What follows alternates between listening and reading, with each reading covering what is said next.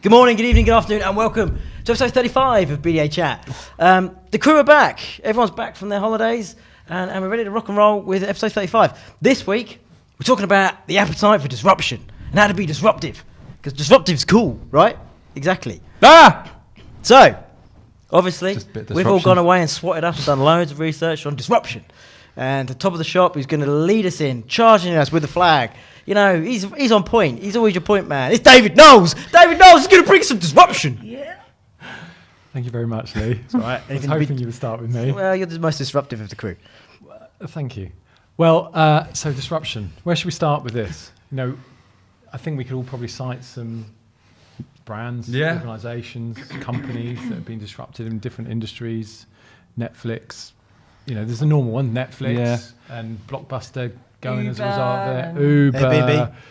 Airbnb. Airbnb and so on. But I know that... Tesla, you could argue. You could, SpaceX, absolutely. So on and so forth. Well, there we go. There's lots of them out there. I was at Luton Hoo the other day, Amazon. and when I parked up, there was a recharging station. I was like, if I had brought my Tesla, I would have parked it there. You're at Luton Hoo? Yeah, I was at Luton Hoo. Afternoon tea with mother. Oh, really? Mother's birthday. Ooh, very nice. What tea did you have? Oh, what do you think? Have a look at me. Earl Grey? No. Red Bush. Yes! Oh, good choice, Lee. Perfect. Red Bush. That's a good tea. If you ever have a drink, I always have a drink from a Red Bush. I wondered, I thought it might be quite interesting just to talk about some of these other not necessarily less well-known disruptors, but organisations which are doing things differently in some of the other industries which may not get quite so much publicity. So, for example, insurance. Yes. Yeah, I think insurance is definitely an industry at the moment where we're seeing a lot of disruption. Nicely passed over there. Insurance. Disruptive. Insurance is definitely an industry where we're seeing a lot of disruption at the moment. Do we need to talk about what disruption is? A little bit more. Yeah, come on, Camilla. That's a very good idea, Camilla. I think people think of it differently. I think... Well, do you know what? A lot of people hate the term. Handbrake. Yeah, we're at a client the other day and they said, we want to be disruptive, but we refuse... I don't think some people understand exactly what that means. Well, go on. Oh, gosh, the pressure of what it exactly means. For me, it means innovation in a market and changing something in a market that eventually... disrupts and makes that change. Well, I guess it's doing things in a way that is against the grain of how it has historically been done. Yeah, it ignores and the I status quo. Supermarkets, Tesco. Once upon a time, you went into a supermarket or you went into the corner shop, and you had to go up to the guy or lady behind the counter and say, "I want some Spam or some ham." David Knowles does not eat Spam. Whatever. Whereas when He's the Googled that, supermarkets came out, supermarkets were invented. Tesco, I believe, was the first one where you can actually go around, you pick the products off the shelf yourself. So that was changing the way, and it's completely changed the way that we shop today. Now, Amazon, you could say, and to bring up a company that we've talked about a lot in the past, but the way that they're trying to change shopping habits, whereby now they're trying to take another step away where, yes, you go around, you pick your own product, but you don't even need to go to a checkout once you've got it. You pick it off the shelf and you walk straight out. I think, if anything, Amazon has now become the status quo. Amazon's the norm. So that's the physical way, but there's obviously the online way of doing it as well, Well, no, the online, to me, if shopping is Amazon now. It's just, go Amazon, find if there's anything. I was looking for a HDMI splitter the other day. Don't ask what that one is. And let's go straight to Amazon. It has completely changed the way that you shop. The only way I'd ever go into a shop now would be if I would try something on. Other than that, and user reviews, you could say customer reviews are now more important than actual... the likes of used to go to buy a stuff magazine. I won't go. Why would I waste my money on stuff? You just go on the internet and do your research. I just go on the internet and do my own research. Yeah, what people are saying, don't you? So, come on, we've started to talk about insurance.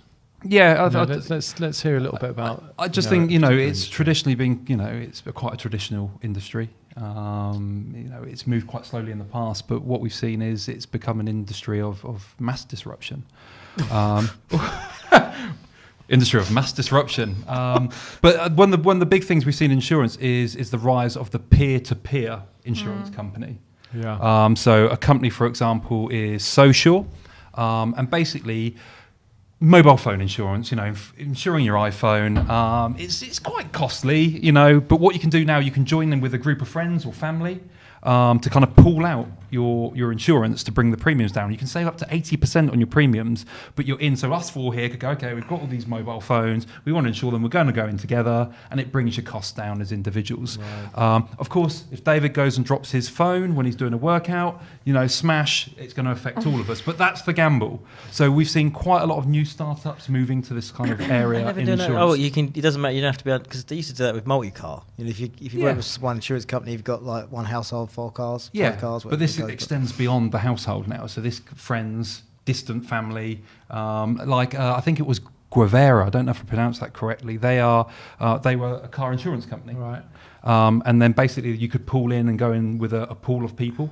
All right. To again bring your premiums down. So can't you just go on Facebook and say, "Hi, I need to lower my premiums"? There was groups. Yeah, there was communities on, I believe, on the website that you could go on and join. So you would almost be pooling with strangers, risky, and not quite. But if you pooled with friends, etc., again the savings were huge. But again, it is that gamble. Sadly, Guevara though were a disruptor who failed. So after the first 2 years, they were in Forbes and everything as a big startup, going places. But the industry just wasn't ready for it. They were almost too forward thinking. The industry wasn't really ready. People weren't really ready to take that gamble with a car insurance. They wanted it to be a little bit simpler, no risks. Sometimes they need to be safe. Safe. Yeah. And it was a little bit too out there. So again, that was where, disruption, actually, that's where disruption Well, if you look failed. at moneysupermarket.com, you look at their adverts. Their adverts are pretty disruptive, aren't they? Yeah. Compared, okay, you had the singing, wherever, Opera Man. I know that he wasn't Money Supermarket. But, yeah, that chap walking down the street in high heels to Beyonce. Was it Beyonce? I can't remember now. it was one of the, yeah. But they've all been pretty disruptive in terms of... Yeah. But I think the point also is here, it doesn't matter what, I think technology, has allowed you to change industries, and industries that historically would have been really difficult to do, like banking, for example. So you take the likes of, Monzo. Monzo are, really trying to change things up. It's a mobile-only bank. The way that they... when you use their cards, that it automatically and immediately notifies you when you've spent money. You can freeze your card, you can top your card up. They now have current accounts, there's savings accounts, there's all sorts of things which they are allowing you to do, which the historic banking model didn't allow. And that's what they've gone after. Yeah. They identified problems in a market with users, that were further down the line, but they saw the lack of transparency, the lack of immediacy, and the difficulty to speak to someone, and the world's local branch and stuff like no names, but again, you struggle to find one local to you. So that accessibility, and they identified all that, and that's what great disruptors and innovators do. They see what's coming, and they see something that they can influence and change. Yeah, either a business model. They can change a business model, or they can change through tech. So like augmented reality, AI, social media, as all this new tech starts to come in, you can put that to business or change business models, for example. So we all know like the Airbnb and the Netflix and that kind of thing.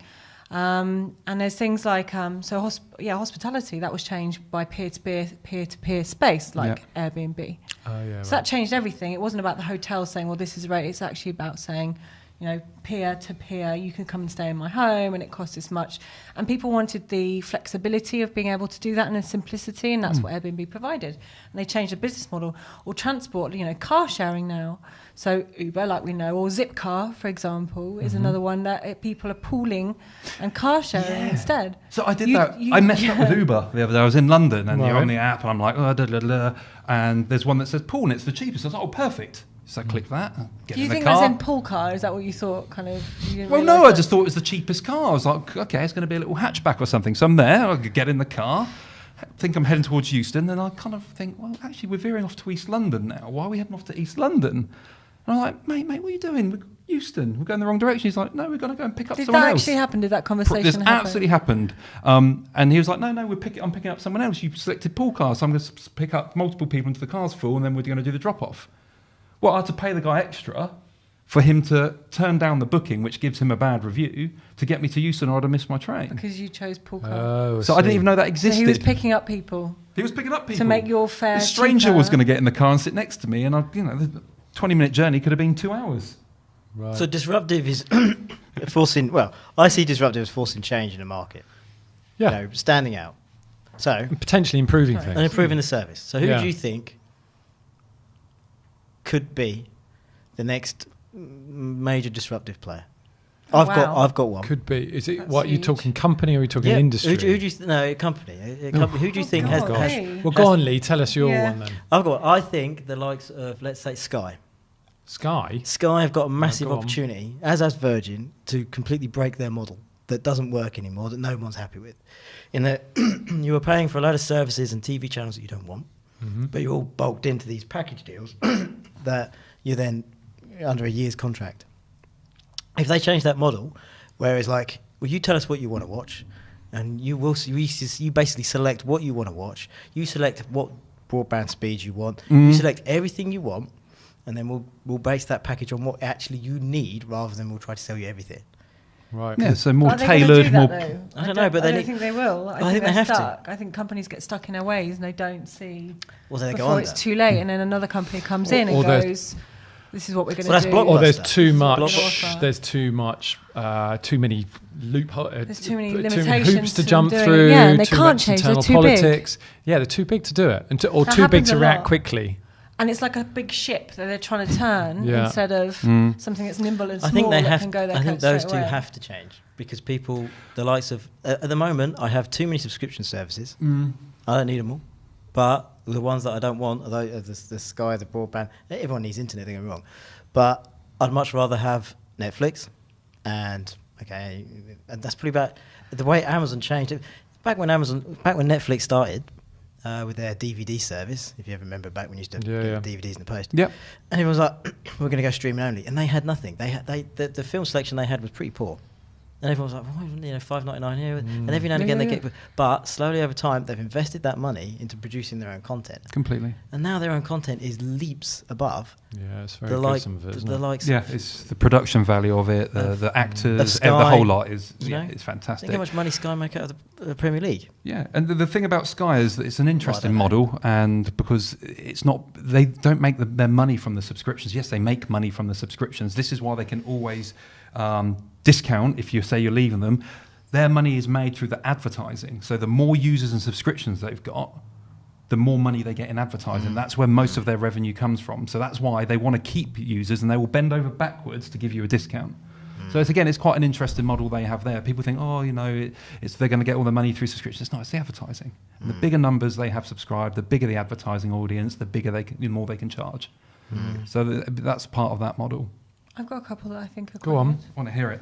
There's one called Habito, All right. Who are they? and it was their prop tech. Prop Tech. Property technology Right, okay. company from the UK, a startup.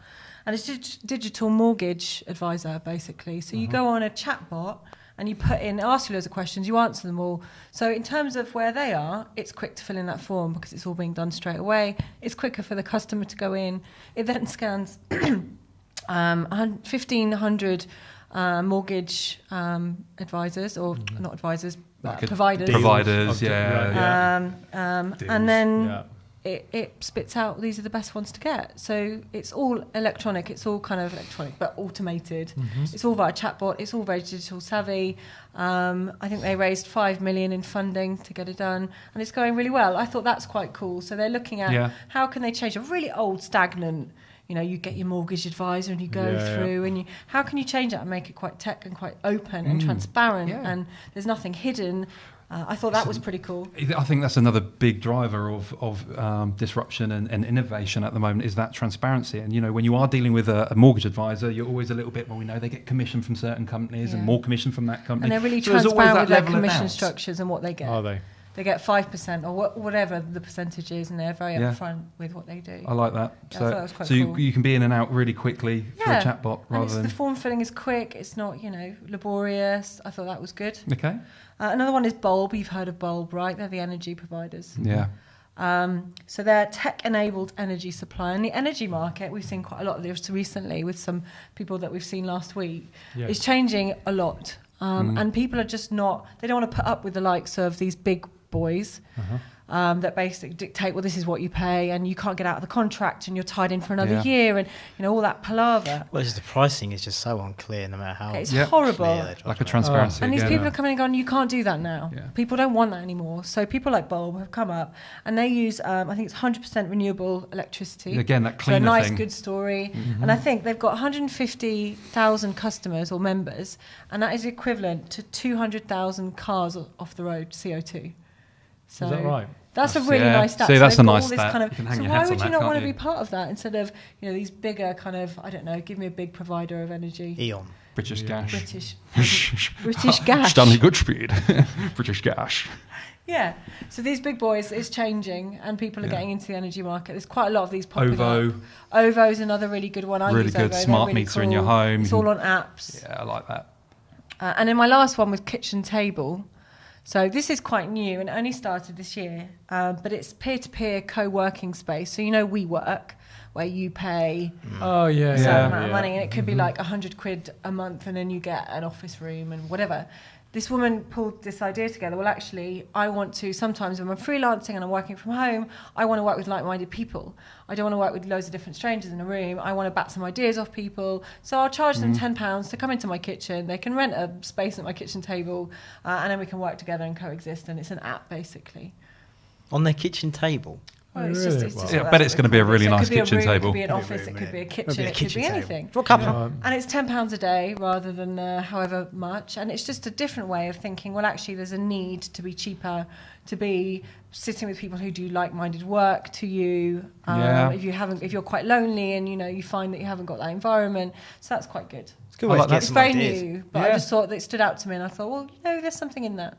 To try and disrupt the space, the co-working spaces like WeWork or people are like nipping at the ankles of how That's we really do clever. it. I saw a disruptive service station on the way home from Devon at the weekend. So we're all used to it, service stations on the motorway. Yeah. Yep. Well, you're used to your KFCs, your Costa Coffees. Well, this one was, I think it's privately owned. It's completely independent. It's the Gloucester one, Gloucester Farm Services. Okay. And it's run by a farm. So basically, it's a beautiful, built into a hill, so it's grass, and you literally Like go in Teletubby underground, land. like Teletubbies.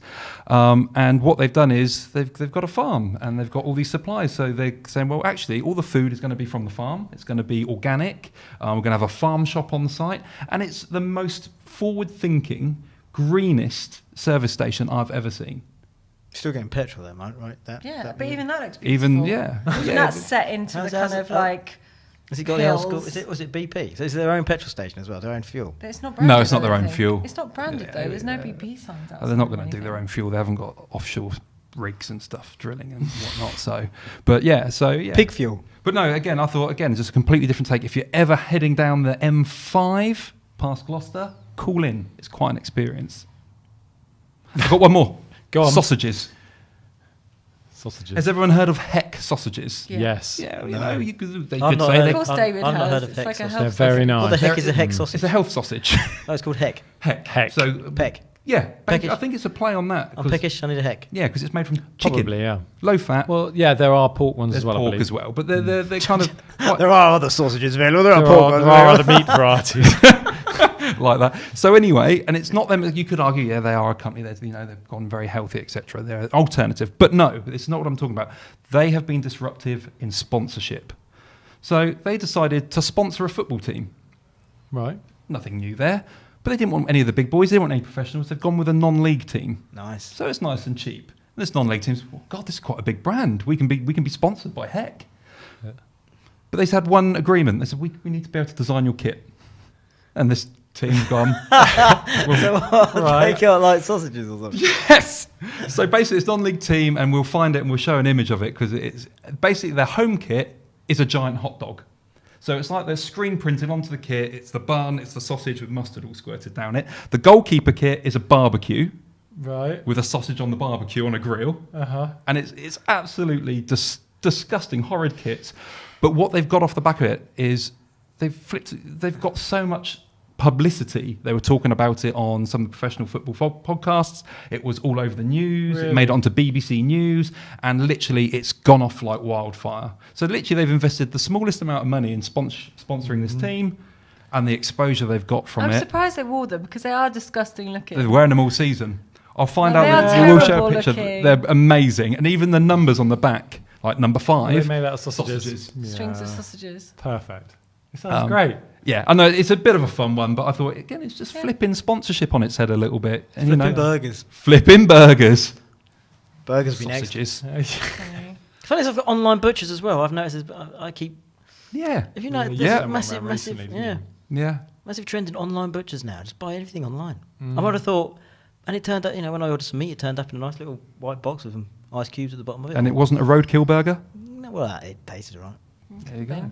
The only thing is, I made this slight mistake of buying those slider burgers, which are literally about the size of my. That's Oh, they're tiny ones. they're Are they? tiny. They're not- That's why you need like 30 of them, though. That's what I did. You I have got a lot of loads them, but barbecues. it's still, Yeah, you need like loads. it's just. He has a lot of barbecues. He doesn't invite anyone from BDA to his barbecues, by the way. I do, but I live in Bedford, and you live over here, so. Miles away. Get some hex sausages, bring them over. Yeah, absolutely. So, anybody else want to add anything on disruption, or be disruptive, even? I think there's some traits there behind disruptive companies at the moment. I think they're data-driven. They're a lot of them are data-driven. They're using the vast amounts of data out there. Predictive analytics. Exactly, and they're analytical. So they're trying to forecast what the problems are before they arise, what the user needs, and where industries are going. So I think you often find they're very analytical to kind of gather those insights. Of course, they're innovative, looking at how they can actually transform those insights into real workable business models or solutions. Well, that's what I want. So YouTube have recently given YouTube Music has recently Yeah. launched, and I've got Spotify. I like Spotify, and YouTube Music is free for 3 months. So I thought, okay, I'll give it a go. It's okay, but I don't know. All I want something to do is listen to the songs that I like, and then give me the perfect playlists for me.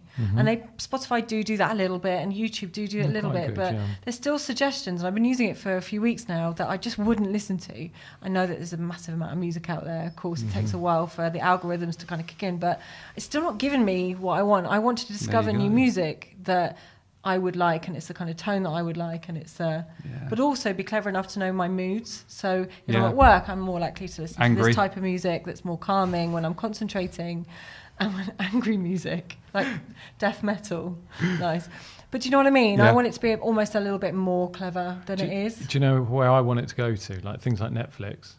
My problem with Netflix is, so we're going off a little bit off the beaten track here. You go onto it and you go, I want to watch something, and then you spend 20 minutes, half an hour trying to work out what and you that's want. a horrible 20 minutes. What you really want is them to go, this is the perfect film or series for you to watch right now. Yeah. And just have that at the if top. it was that clever, that would be brilliant. They do because have I- it. They're like, they're you working watched on that. X, so you might like They're that percentage rating that No. is It's a 98%. little bit No, of it'd a be great if it had stuff like that. scattergun. They are massively pushing that technology even further. They're Yeah, they're I'm going sure for they that, will. which is that complete mood prediction from Yeah. not just the data of you, but the data of a cross section of your demographic as well Yeah. as your personal viewing So habits. they know that Rob on a Friday would want to watch gets this kind of home, film. He wants this. Whereas on a Monday, he might want something a bit more upbeat because it's during the week, so he doesn't want to concentrate on something that's too Yeah, kind of. yeah. I wish they in-depth. could Must- eradicate Monday, TV Black Panther, movies. Friday, Red Sparrow. Pow. TV movies. They need to be just removed. Just remove all TV. Because you keep movies. seeing them time and time No, again. because The Mummy. Trey's mum will see it's one Lord of the and she'll Rings, recommend it to surprise. us, and then we'll watch 10 minutes of it and realise, oh my god, this is utter. And it's just, I wish we could eradicate them all. Just I get quite rid of them. like it. They're rubbish. I hate them. You stumble across some like little gems. Spotify, that's probably one of the most disruptive ones, to be fair. Because if you think about it, when Spotify came out, all the music players were like, oh my god, it's going to kill off music. They'll have no more music then. No one's going to get paid. But has it happened? Everyone's done No. it. Apple, No one's obviously, doing it. ages ago. Oh, the one thing, right, Spotify, please, if you're listening, you're probably not. But I'm going to put it I out. love that you're saying that though. Spotify, I have asked you numerous times on Twitter, please, for the love of God, right, I love your playlists, can we have an explicit button? So if I want you to filter your playlists with an explicit button, so therefore when I'm having a barbecue, as I do a lot, and I'm dancing around my kids, my granny's there, I don't get an F-bomb, or I don't get a, whatever. Please, make it happen. The other thing, I was going to put it out there, It's such a wonderful idea. I want to be disruptive in the market. Okay, here's my idea. You know how you get buoys on boats? You know, little things. Boys. You know, Buoys on so boats? Those little things that hang on the Sounds a side of bit- the boats that basically stop your boat from crashing. Yes. Oh, okay. Yeah. Fenders. Is that what they're called? Sounds Yeah. like a really Fenders? weird I wouldn't know. party. David, Fenders. you've got a Can we boat? get some boys on some boats? David's got a boat. I've been on a boat. David's yeah. been a boat. Anyway, So anyway, it's that's knackered my brand was called Carboy, where basically I want to deploy fenders on the side of my car, so when I'm parking and people nudge the side of the car, they can't get you. I So when you go see. to airport parking, basically I'm going away airport parking, I'm worried that my car's going to get mashed, and I want to employ my carboys at the side. You wait, I'm going to Dragon's Den with this one. Carboy. Come Love on. it. Anyway, Anyway. disruptive. I've got one last thing I want to say, and it's on target. I think the most innovative, the most disruptive companies, brands are customer focused.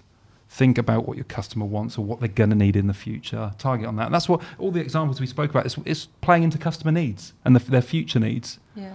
And you know, so many businesses for so long were self-centered. Now do your research. You know, I mean, Yeah, do your research, dig into your understand, data. and what are those future insights? Where is your industry going? Where are people's demands, Yeah, what are their etc. challenges? And yeah, what do they want? Where's that I going? phoned And Sainsbury's look Bank ahead. the other day. It took me 2 hours. Look what 2 hours for what? to speak to someone at Sainsbury's Bank. Yeah. It took me 45 minutes to get through to someone. She goes, yeah, I know exactly who you need. Let me just put you through to them. Oh, no. Then I was all I would You get. bank with a supermarket. What do you expect? Well, got to go somewhere, in here. Anyway, yes. I have brought now my little piece at the end of this is video of the week. I've brought a video of the week that I feel is a little bit disruptive, so we can watch it if you wish. Do you want to watch it? Yeah. Yeah. Yeah, like it's a nice way to end. So this. Hang on, let me set up. Right. So this is by a company called Buck. I love Buck. Buck make great stuff. So this was for the 2017 AMP Awards. It's just a nice video. It's a bit Awards. disruptive. What's AMP Awards? Sorry for those who don't know. I imagine it's a music award ceremony. Okay. I haven't really researched it. Just AMP. You just saw AMP. I just saw it. I thought it was nice, it's disruptive. I specifically like the audio cue that they use, and you'll see it when you listen to it. Okay. All right. So, my screen is, and it's just a bit different. It's just a bit out there. We'll cue this up so you can watch it at home. Yeah. It might work. Okay.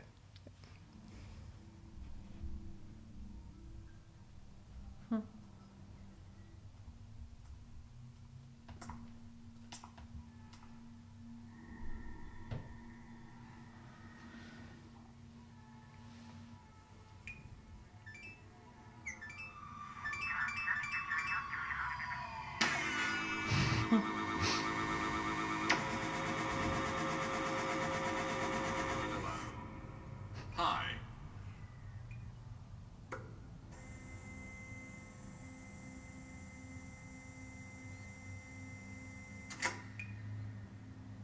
It's creepy.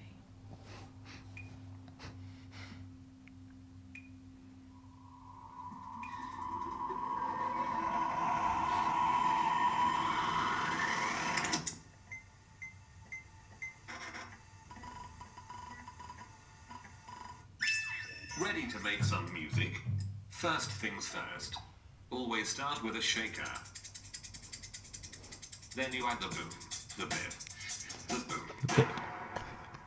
Don't forget glockenspiel and pizzicato strings.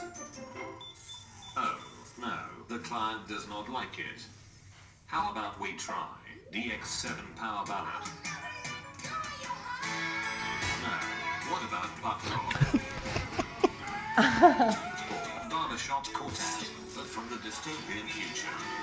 Rock and roller coaster, Soviet baby metal, danger, danger, danger, danger, danger, danger, danger, political, medieval pound spitting and chuck, this is the silver blues. Post-apocalyptic lowercase lizard star. Oh crackers, your brain is not coming up with any good ideas. It's so hard to please other people. Asterisk sigh. Asterisk. Analyzing waveform. Generating new sequence. Yeah, check this out. I make the music. I win awards. I get the gold, the cars, and the best looking robo babes. Definitely pop in bottles tonight. Everybody is gonna know my name. It's Daniel. Yeah, this is MC Danger and I brought some friends along. I've been learning how to rap and generate these songs. Let's be real, kids, you all know that there ain't a better place to be. Welcome to the Amber Wars. I hope you're gonna party with me. Let's go. There you go. Very good. AMP Awards by Bug 2017. Go check it out. So I think that's it for episode 35. Yeah.